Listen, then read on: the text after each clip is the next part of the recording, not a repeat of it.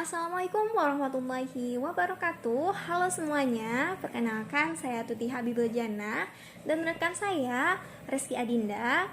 Kami merupakan mahasiswi dari program studi farmasi semester 6 Stikes Harapan Ibu Jambi. Nah, video ini bertujuan untuk memenuhi salah satu tugas dari mata kuliah farmakokinetik klinik dengan dosen pengampu yaitu Ibu Amelia Soyata. Nah, pada kesempatan kali ini kami akan menjelaskan materi mengenai proses ADME dan juga variabilitas farmakokinetik. Untuk tahu lebih jelasnya, yuk simak videonya sampai selesai. Nah, untuk materi yang pertama, kita akan membahas tentang proses ADME atau absorpsi, distribusi, metabolisme, dan juga ekskresi. Nah, langsung saja. Yang pertama yaitu pengertian dari farmakokinetik. Farmakokinetik itu merupakan semua proses yang berhubungan dengan nasib obat di dalam tubuh yang meliputi proses absorpsi, distribusi, metabolisme, dan juga ekskresi. Maksudnya di sini yaitu perjalanan obat mulai sejak saat kita meminumnya hingga dikeluarkan lagi dari tubuh kita. Nah, dapat dilihat pada gambar ini adalah proses farmakokinetik obat di dalam tubuh yang meliputi proses absorpsi tadi yaitu absorpsi, distribusi, metabolisme, dan juga ekskresi.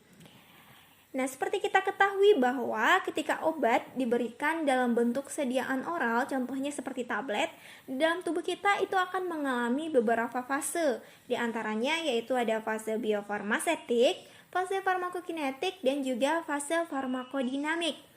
Nah, kita akan bahas satu-satu. Untuk fase farmasetik, biofarmasetik. Nah, contohnya di sini, tablet ketika kita telan, dia akan mengalami proses disintegrasi atau pemecahan sehingga membentuk granul, kemudian membentuk partikel-partikel yang lebih halus, kemudian akan mengalami proses disolusi sehingga dia akan larut. Nah, ketika sediaan tablet ini larut, maka zat aktifnya akan dilepaskan dan siap untuk diabsorpsi. Nah, selanjutnya masuk ke dalam fase farmakokinetik. Nah, pada fase ini, senyawa atau molekul obat tadi yang larut dalam cairan lumen atau usus itu akan mengalami proses farmakokinetik yang meliputi absorpsi, distribusi, metabolisme, dan juga ekskresi. Jadi, obat ini ketika diabsorpsi dari cairan lumen usus, dia akan masuk ke dalam sirkulasi sistemik. Nah, setelah itu, dia akan mengalami distribusi, di mana kita ketahui bahwa di dalam darah itu banyak terdapat protein plasma seperti albumin, kemudian globulin. Nanti protein ini akan berikatan dengan obat sebagian. Nah, sebagiannya lagi dia akan berada dalam keadaan bebas. Kemudian dilanjutkan dengan proses metabolisme dan juga ekskresi. Nah, selanjutnya yaitu fase farmakodinamik. Nah, pada fase ini obat-obat tadi yang berada dalam keadaan bebas inilah yang akan menuju ke tempat kerjanya, yaitu reseptor yang ada di dalam jaringan. Nah, setelah terjadi kompleks obat dan juga reseptor, nah terjadilah serangkaian peristiwa kimia di dalam sel di mana nantinya akan menimbulkan efek yang kita sebut dengan efek daripada obat. Nah, yang pertama kita membahas mengenai absorpsi. Nah, absorpsi itu apa sih? Nah, absorpsi itu adalah proses masuknya obat dari tempat pemberian ke dalam darah atau sirkulasi sistemik. Nah, untuk memasuki aliran sistemik ini atau pembuluh darah, maka obat tersebut harus terlebih dahulu melewati membran atau barir yang merupakan faktor penting bagi obat untuk mencapai tempat aksinya. Nah, dapat dilihat pada gambar di sini tablet itu akan mengalami disintegrasi terlebih dahulu, kemudian membentuk granul, kemudian nanti dia akan pecah lagi, membentuk partikel-partikel halus, dan kemudian lanjut ke fase disolusi, di mana dia mengalami kelarutan dan siap untuk diabsorpsi. Nah, diabsorpsi di sini ada organ utama dalam proses absorpsi, yaitu ada lambung dan juga usus. Nah, lambung itu memiliki pH yang lebih asam, sedangkan usus itu memiliki pH yang lebih basa. Nah, nanti obat tersebut akan melewati membran sel, kemudian masuk ke pembuluh darah. Nah, di dalam proses absorpsi itu terdapat faktor-faktor yang mempengaruhi proses distribusi itu sendiri. Di antaranya yaitu ada bentuk sediaan obat, di mana obat yang berbentuk cair itu lebih mudah diabsorpsi daripada obat yang berbentuk padat. Kenapa? Karena obat yang berbentuk padat dia akan mengalami serangkaian proses, di antaranya yaitu ada disintegrasi dan juga proses disolusi, sedangkan obat yang dalam bentuk cair dia tidak mengalami proses tersebut. Selanjutnya yaitu kelarutan obat. Nah, kelarutan obat juga sangat berperan dalam proses absorpsi, di mana makin halus ukuran partikel suatu obat, maka dia akan semakin cepat larut dan proses absorpsinya juga akan semakin cepat. Selanjutnya yaitu ada rute pemberian obat. Nah, rute pemberian obat itu dapat diberikan dalam beberapa rute. Contohnya di sini yaitu obat dapat diberikan dalam bentuk injeksi ataupun dalam peroral. Nah, obat yang diberikan dalam bentuk injeksi itu proses absorpsinya lebih cepat dibandingkan obat yang diberikan peroral. Kenapa? Karena kalau yang injeksi ini langsung masuk ke dalam sirkulasi sistemik. Kemudian yang keempat yaitu kemampuan obat berdifusi melalui membran sel. Nah, sebagaimana kita ketahui bahwa membran sel itu tersusun atas molekul lemak atau lipid. Nah, akibatnya obat yang dapat larut di dalam lipid akan berdifusi lebih mudah dibandingkan obat yang larut di dalam air. Nah, yang selanjutnya yaitu luas permukaan kontak obat. Nah, semakin halus ukuran partikel, maka luas permukaan kontaknya akan semakin besar dan proses absorpsinya akan semakin cepat. Nah, selanjutnya yaitu ada kadar yang diberikan, di mana untuk obat-obatan yang memiliki kelarutan yang buruk itu akan memerlukan dosis yang tinggi untuk mencapai konsentrasi terapeutiknya setelah pemberian oral. Nah, untuk selanjutnya yaitu proses perpindahan ataupun transport obat. Dapat dilihat pada gambar di sini ada proses difusi pasif dan juga transport aktif. Nah, difusi pasif di sini itu terdapat senyawa lipofilik dan senyawa hidrofilik. Nah, yang bulat-bulat itu adalah senyawa lipofilik, sedangkan yang segitiga itu adalah senyawa hidrofilik. Nah, pada difusi pasif ini biasanya adalah obat-obat yang bersifat lipofil atau yang larut di dalam lemak. Obat kategori ini adalah obat yang mudah melewati membran sel. Nah, dapat kita lihat bahwa di sini untuk obat-obat yang lipofilik itu melewati membran sel, dapat melewati membran sel, sedangkan untuk obat yang hidrofilik dia tidak melewati membran sel. Nah, untuk obat yang hidrofilik ini dia cenderung melewati porgi melalui filtrasi karena berat molekulnya kecil. Nah, selanjutnya yaitu gambar yang di samping yaitu transport aktif. Di sini molekul obat yang dipindahkan dari ekstrasel ke intrasel itu membutuhkan energi. Di mana di sini udah ada karir yang dimana obat ini akan diangkut oleh karir tersebut dari ekstrasel menuju ke intrasel. Nah, setelah obat ini pindah, maka karir tersebut nanti akan melepaskan obat ini. Selanjutnya kita akan membahas mengenai distribusi. Nah, distribusi ini kelanjutan dari proses absorpsi tadi, di mana obat ditransfer dari darah menuju ke jaringan, di mana faktor-faktor yang mempengaruhi distribusi yaitu terdiri dari karakteristik jaringan, baik itu aliran darah, koefisien partisi, maupun kelarutan di dalam lemak. Kemudian pada awal distribusi, obat ini akan mengikuti aliran darah menuju jaringan yang mempunyai perfusi tinggi seperti jantung, kemudian paru-paru, ginjal, dan juga hati. Kemudian pada tahap berikutnya, obat akan terdistribusi ke lemak, kemudian tulang, otot, dan jaringan ikat yang mempunyai perfusi lebih rendah. Nah, yang kedua yaitu ada status penyakit yang dapat mempengaruhi fisiologi. Nah, status penyakit juga dapat mempengaruhi proses distribusi obat. Kemudian yang terakhir yaitu adalah ikatan obat protein. Nah, kita tahu bahwa di dalam darah kita atau di dalam plasma itu banyak terdapat protein-protein plasma seperti albumin dan juga globulin. Nah, nantinya obat-obatan ini akan berikatan dengan protein plasma, kemudian tetapi sebagiannya lagi itu akan berada di dalam keadaan bebas. Nah, selanjutnya yaitu metabolisme. Nah, metabolisme, tujuan dari metabolisme itu yaitu untuk mengubah obat nonpolar menjadi lebih polar. Nah, tujuannya yaitu agar ekspresinya melalui ginjal ataupun empedu itu menjadi lebih mudah. Nah, untuk lokasi metabolisme itu sendiri yaitu tempat utamanya yaitu di hati. Namun tidak hanya di hati, melainkan ada juga organ lainnya seperti usus, kemudian paru-paru, plasma, dan juga ginjal. Nah, di dalam metabolisme ini terdapat dua fase, yaitu ada fase 1 dan fase 2. Untuk fase 1 itu melibatkan enzim sitokrom P450.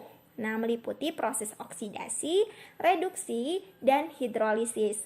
Di mana pada proses ini mengubah obat menjadi lebih polar. Dengan akibatnya obat tersebut dapat menjadi lebih aktif, kemudian inaktif, ataupun kurang aktif.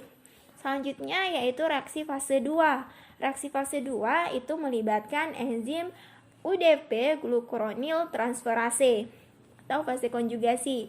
Nah, akibatnya pada fase ini yaitu obat menjadi sangat polar. Nah, jadi akibatnya itu hampir seluruh obat itu menjadi selalu tidak aktif.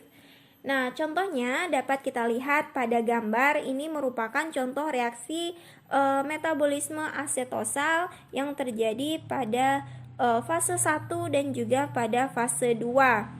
Nah, sebenarnya obat itu dapat mengalami reaksi fase 1 saja atau fase 2 saja, atau melalui fase 1 diikuti oleh fase 2. Nah, pada gambar terlihat bahwa asam asetil salisilat atau asetosal di metabolisme pada fase 1 menjadi asam asetat dan juga asam salisilat. Nah, asam salisilat ini adalah metabolit yang aktif. Nah, kemudian pada fase 2, asam salisilat di metabolisme menjadi salisilat glukuronat. Nah, yang tidak aktif dan sehingga siap untuk diekspresikan. Nah, untuk reaksi metabolisme yang terpenting itu adalah pada oksidasi oleh enzim sitokrom P450. Nah, yang terjadi di retikulum endoplasma hati. Sedangkan untuk di reaksi fase 2 yang terpenting itu adalah glucuronidase oleh enzim UGT yang terjadi terutama di mikrosom hati dan jaringan ekstrahepatik. Nah, jika enzim metabolisme ini mengalami kejenuhan pada kisaran dosis terapi, maka akan terjadi lonjakan kadar obat di dalam plasma yang disebut dengan farmakokinetik non-linear.